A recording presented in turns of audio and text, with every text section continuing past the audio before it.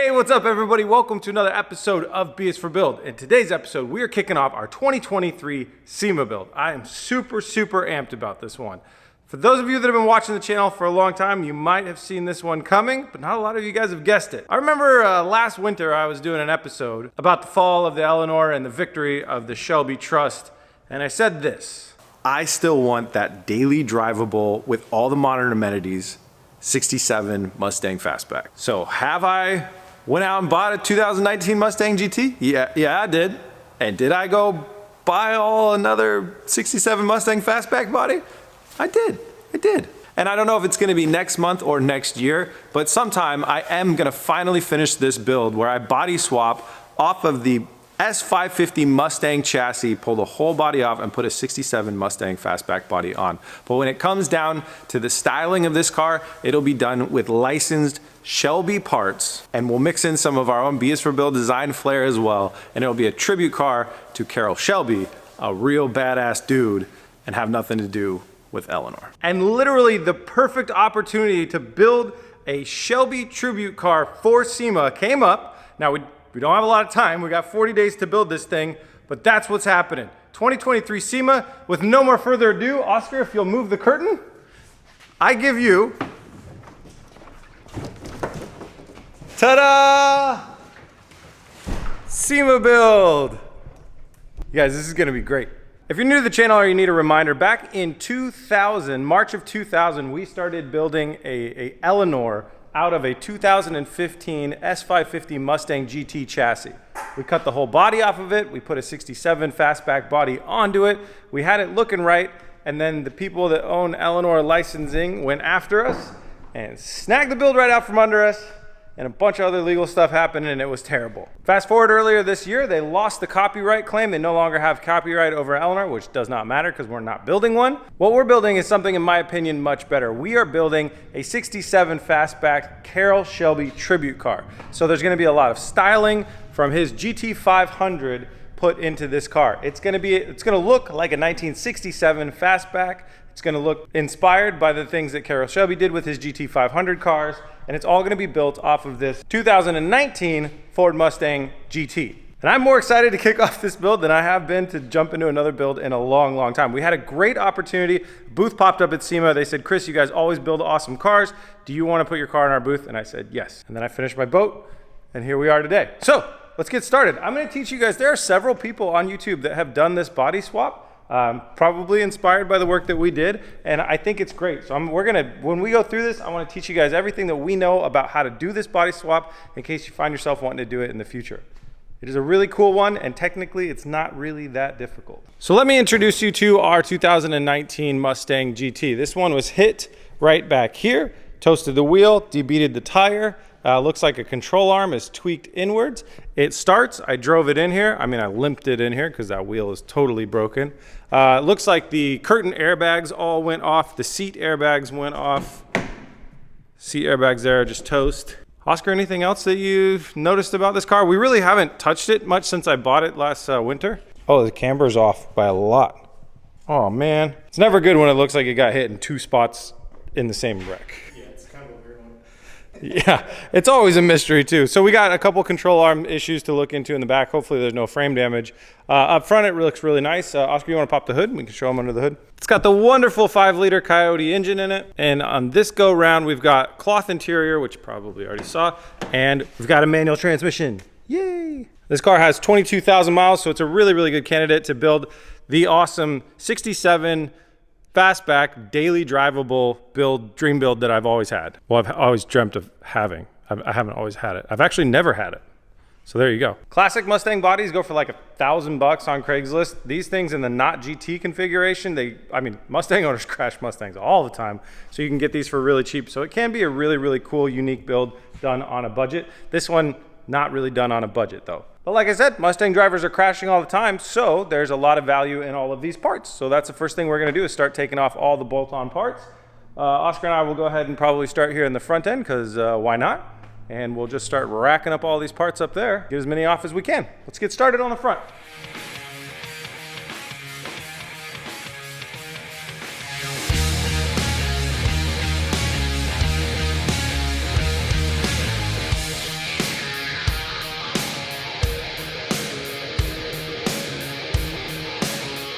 Mustangs are weird. Hood comes off really easily, but the fenders, they're bolted in from like down there, in there, up there, in there, that way, and that way. That's like all the places. So we're going to go ahead and get it on the quick jacks and try and lift it up. The trickiest part is going to be every time we buy a car from auction, they may or may not have wheel locks, and these ones might or might not match a key that we have, and there might be a key in the glove box. We're going to find out. Get this thing up on quick jacks, pop the wheels off so we can go through the fender liners and keep attacking. We got stumped on the wheel keys. We use like, I don't know, 15 different wheel keys. We don't have it. We're gonna have to get a tool from Harbor Freight. So we're gonna move on. We're gonna get the car up on quick jacks, get the doors off. The doors will lead us to the fenders. Before we get down to work, I want to take a second out to thank our sponsor. Today's episode is sponsored by Brooklyn Bedding. Brooklyn Bedding has been in the mattress business for over 25 years, and they are very well known for their top-of-the-line quality and comfort without the crazy price tag. So we have a couple projects going on that needed mattresses. We've got the camper truck, which you guys can see here. We need 3 mattresses for the camper truck. We have the small side one, the larger back one, and then the whole front sleeping area needed one too. Not to mention also the yacht project, which we just wrapped up. We got a new mattress for it. So Brooklyn Bedding has a bunch of awesome sizes for any different projects, which was wonderful for us. So we were able to order the RV bunk size, which is like 28 by 75. That's which is 6-inch thick pad. So we're also gonna double that as like a chair topper and a bed. And although we haven't built out the back shelf area, this is gonna be an elevated spot and is perfect for the Twin XL, which is 38 by 80 inches wide. It's a little extra wide to fill in that space, and it's wonderful. And then in the front elevated sleeping section, we have a full mattress, which comes in at 53 by 75. These things could not be easier to unbox, to unpackage, to set up. And as soon as we got them out, we could tell that they are really good quality, and we were really happy with the firmness. We let them inflate and took a seat, took a lay down. We went with medium firmness, and for somebody like us, it's like absolutely perfect. And all of these are in the Dream Foam Essential line that they have. They have several different lines that you could check out on their website. So what I like most about these Brooklyn Bedding mattresses is the quality of the build. I love the firmness of the foam that I got, that medium firmness that I said. I'm really, really happy about that. We obviously haven't had them for super long, but I can tell that I'm gonna be sneaking away back here to take naps on these things. And when you buy a Brooklyn Bedding mattress, you get a free 120-night trial. When you purchase, you will also get a 10-year warranty on your mattress. And BrooklynBedding.com delivers right to your door, so there's no hassle there with shipping. As you can see, it comes in this really easy to maneuver box, and then it's wrapped up really easily, so if you gotta take it upstairs and install it yourself, it is not a hassle. I'm absolutely overjoyed with our Brooklyn Bedding mattresses. I think it was a great choice, and I think you will love it as well. So check out the link at the top of my description. If you're looking for a new bed, it's brooklynbedding.com/B is for build. And when you use my link in the description, you're gonna get a very, very great deal, which is 25% off. These mattresses are already really well priced. 25% off is a hell of a discount. So brooklynbedding.com/B is for build. Go check it out. You will not be disappointed. Thanks to Brooklyn Bedding for sponsoring this episode and providing us with such awesome mattresses for our projects. We really appreciate it. Let's get down to work.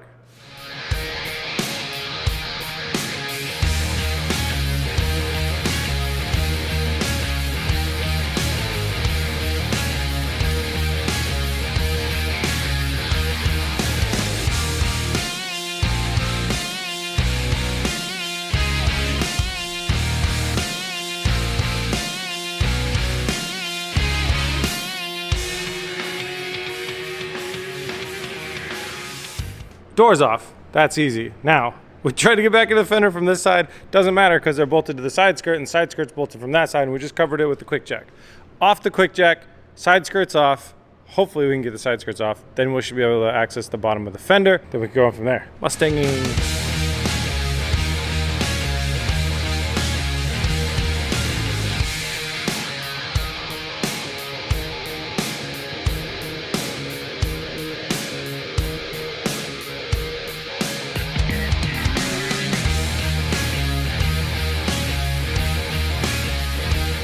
Haha, those blasted fenders. Got them off. That is one of the hardest OEM fenders to take off that I've ever seen. Anyways, next up, we'll go ahead and take off the headlights and the front bumper. I think we're gonna have to pop this guy off first and work at everything that's underneath it.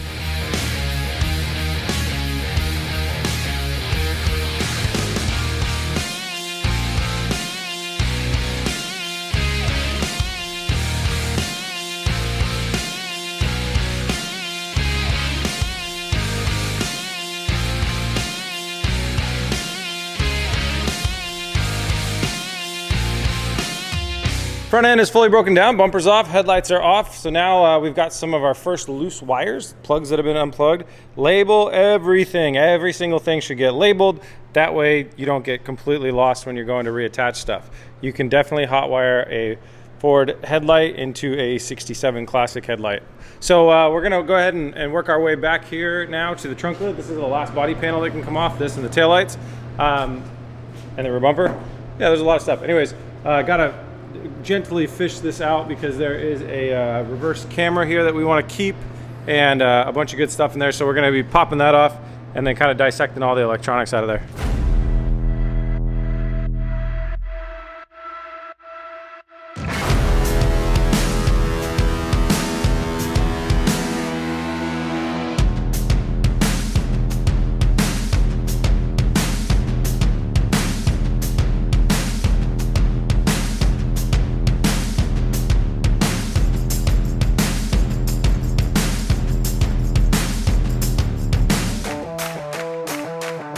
All right, we got the whole back all torn down. The trunk lid is off. We harvested the camera from that and all the other wiring, the wire harness and stuff. Also the trunk release. Taillights, those get reused. We use the internals of those to make the Classics. So those have separate LED strips in them, which we'll show you in a future episode, making the new taillights out of those. Rear bumper comes off, that goes for sale. And we always keep all of the sound deadening stuff in here just in case we can use this in the trunk of the well, what this is to become. Now, Chelsea went and did a Harbor Freight run for us, and we've got some, well, we've got the lug key now. So we're gonna go ahead and pop off these wheels. So they're off.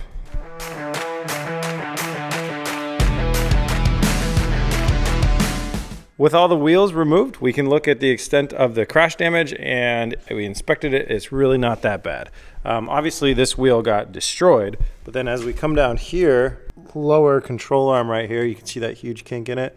That's what's bringing this wheel face in and messing up the camber both at the same time. That's how you adjust the camber to the wheels, that camber nut right back there. So we got a new one on the way. It's only $26 for a generic one, so it's a pretty good fix.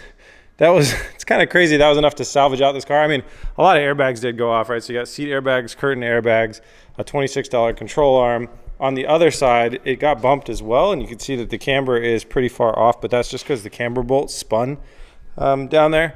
So it really would have been just for whoever repaired this thing, new side curtain airbags, new seat airbags, and $50 of rear end suspension and alignment, and this thing would have not been salvaged out, but it was. And that's why I got a car with 20,000 miles for half the cost of regular, which I'm not too upset about. All right, looking good for day one of our SEMA build. We got 39 days left. I'll see you in the morning. Back for another day in paradise. We're gonna go ahead and jump into the interior, get the front seats out, just the front seats for now. We don't wanna damage them. We're not sure if we're gonna use these long-term in the build or not, but we're gonna go ahead and get them out. And then we're gonna clear up this cowl area here, get some of these plastics out, get the windshield wipers out, and get a little of this debris out of here.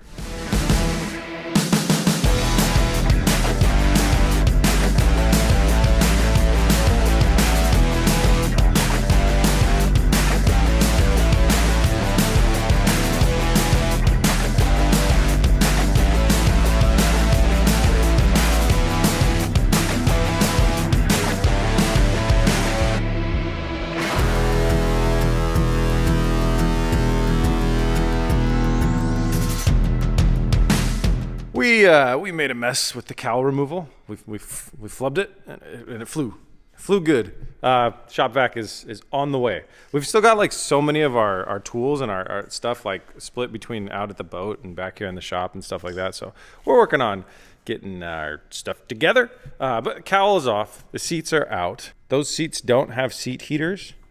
So it might be time for us to ring up our sponsor, our seat sponsor, Corbo, and I don't know. I think a set of Corbo seats, I know a set of Corbo seats in here would look really good. It's a bit of a balance between when you show the modern like stock Mustang interior, it makes people when they see the build go, whoa, that's like, it's a fully swapped like new interior. But also it's like, yeah, do I want like the best seats? Like, yeah, I do. So I think I should do that. And I think I'm going to upgrade this center console infotainment center thing. That just looks cheap. Like what car? Why do they make like their premium sports car, the GT, with a freaking number pad? Who even memorizes a phone number anymore? only good to call myself. That's the only phone number I know. You think it's to dial in the radio? Yeah. I don't think it's to punch in the you think it's like to punch in a station number? There's no way that's for like dialing phone numbers out. Oh yeah, that's for dialing phone numbers, Yeah? dude. Yeah. Oh, yeah. It's just a dumb design. Yep. It just seems weird. Yeah, that's why there's a pound in the star. Those aren't radio stations. All right. So we're going to go ahead and take the windshield out. It's a fine balance on taking this car down between speed and saving parts that we can resell. This is a pretty quick one to take off, so let's go ahead and take this off. If you guys haven't seen how this is done, Oscar, can I have the tool real quick? This is a little kit that they sell down at Harbor Freight. It's between this and a little bit of wire and a couple handles like that. You use this to jam the wire through. We're gonna go right through like a nice soft spot like this. Goes right through that polyurethane rubber, and it'll get your wire on the inside. Then have one guy on the inside, one guy on the outside, and start sawing your way through the rubber all the way around. That is the best DIY way that we've found to remove windows. You will not see professionals doing it that way very often, but for DIY, this kit's like $12, and we have found it works damn well.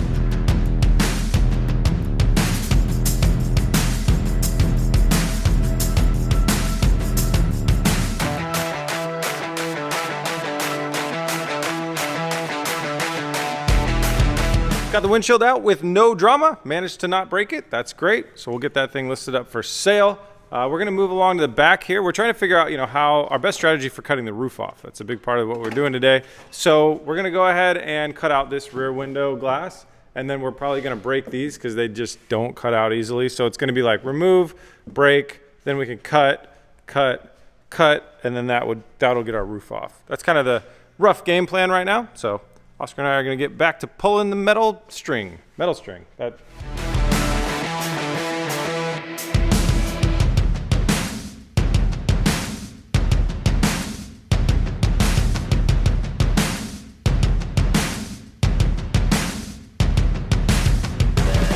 With the rear glass out, we're ready to start kind of labeling and unplugging all of the wires. So every wire that goes through the roof, before you cut it off, you want to know what it is, where it went, and get it all identified. So we'll be like labeling each wire, unplugging it from the things, sending it back down, and getting it all kind of bundled up closer to the center of the vehicle so we can go ahead and start cutting away, because all of this stuff has to go, and we want to know what every wire is in the long run in case we want to tap into it and use it for functionality with the new body. It's a little bit of a time-consuming process, but it's worth it in the long run.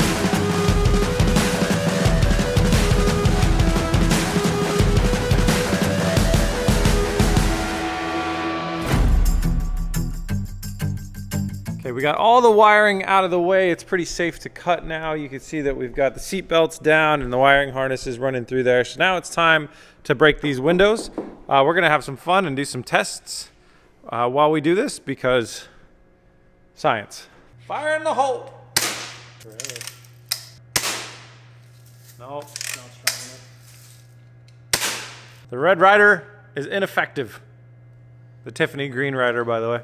Chelsea believes that if you pull your headrest out and you wang it with this thing, that it's going to do something. I don't think it's going to do anything. And then we're hearing the corner is the spot to hit. I'm going to give it a good tap-a-roo with the corner. Oh, yeah. Not actually that hard. Oh, microphone was the wrong direction the whole time. I'm doing so good with the audio stuff. It's like I'm a professional.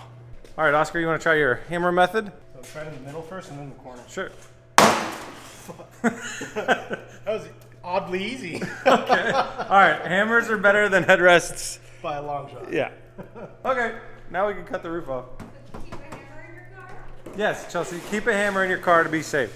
All right, back to the very serious business of removing this roof. Cut on the A pillar, cut on the B pillar, cut on the C pillar. Probably cut the roof in half so we can fit it in the dumpster. Trying out these Diablo blades, carbide bit Diablo blades on the reciprocating saw. Wish us luck.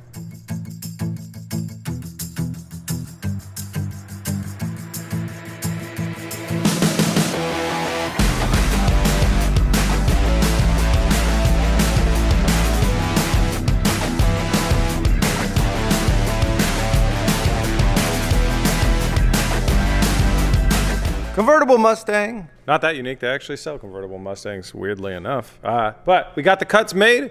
6 cuts. Roof is off in the dumpster. We did learn something. So we went out on a limb here, spent the extra money, and bought these saw blades. They were $17 a blade, carbide Diablo blades. When they cut better than the Harbor Freight ones. They cut a little faster, but they didn't last any bit longer. So being that you can get like a 6-to-1, 7-to-1 ratio, not worth it, in my opinion. Don't know if our saw was just cranking a little too fast or something else, but in our actual real world experience, did not work out very well. So on Oscar's Mustang here, we got the rear all the way torn down, so it really looked a lot more like a skateboard. Like it was kind of matching the front of this vehicle, but the rear was way, way more taken down. So the next step I think we should jump into is gonna be quarter panels, exterior skin. We're gonna cut the exterior skin off, save them, and then we can start looking at kind of cutting the whole center section down and out and the rear end off.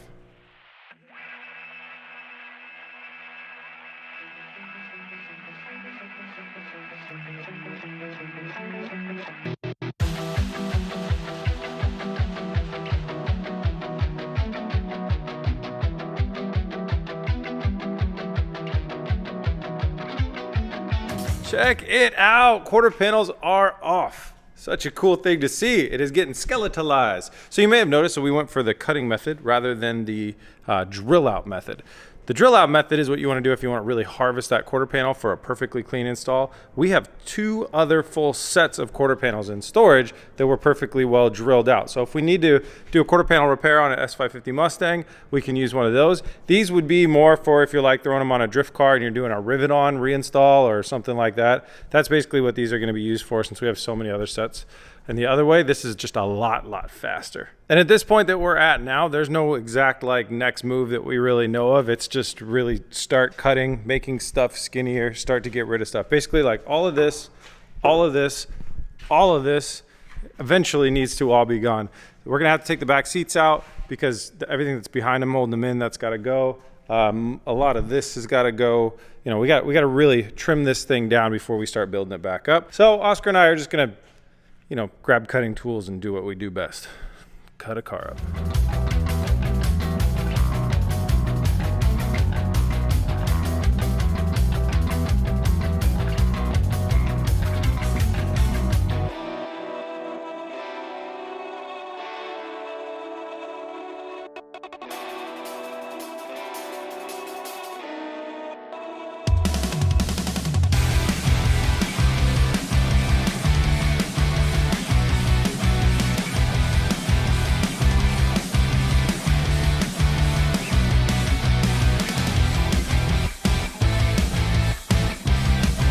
Morning, everybody. Day 3. I'm feeling a little rough. Woke up at 6 a.m. this morning with bladder and kidney pain. Had to rush down to the hospital. Had a kidney stone. Spent my morning in the hospital. And the hottest update is as of 10 a.m. I peed out a rock. But we're here, and I believe that has passed me. Unless my body's decided to be like a machine gun. So we're continuing cutting this thing down to get ready for its new body. Let me show you around. I really do want this to be informative so people can follow along at home if they feel like doing a body swap project. On this section right here, there's a seam line right here. We follow that line and then we get all the way into the inner piece here right by the dash. By the way, if you are following along, you know, do this at your own risk. I'm not saying this is safe. This is just a thing. I'm not liable for any stuff you may follow of me forever. There, that'll make the lawyers happy. In perpetuity. They like that word. So next steps wise, we're gonna keep working our, well, this isn't a side skirt, but the side rail, we're gonna keep working that down. We're gonna keep working in. We wanna get at least about halfway through this piece right here as far as our horizontal cut.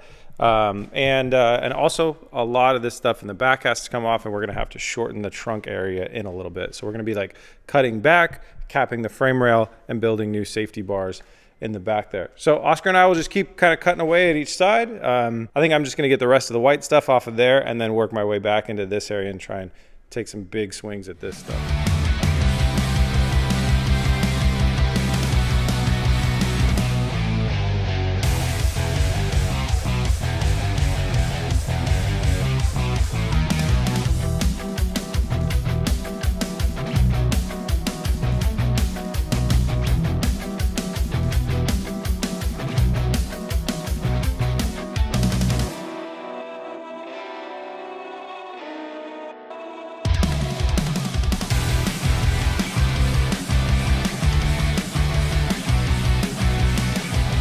cut out a bunch of this cabin area. We decided to leave this brace back here. We're gonna see if it needs to be removed or not. We're not really sure. I think it will need to go, but we're gonna leave it for the time being. It'll be good for stability and stuff like that. We're gonna need to cut a little bit more out of here, but that's a really good first look before we start adding panels. So now we're gonna go ahead and work our way into the back. The 67 is a lot shorter from this wheel right here, that like say that axle measurement this way. 67's quite a bit shorter. So we're gonna pick like one of these lines. We're gonna lay a string line and go ahead and snap that string line and then cut just like straight across the back here, cut all that off.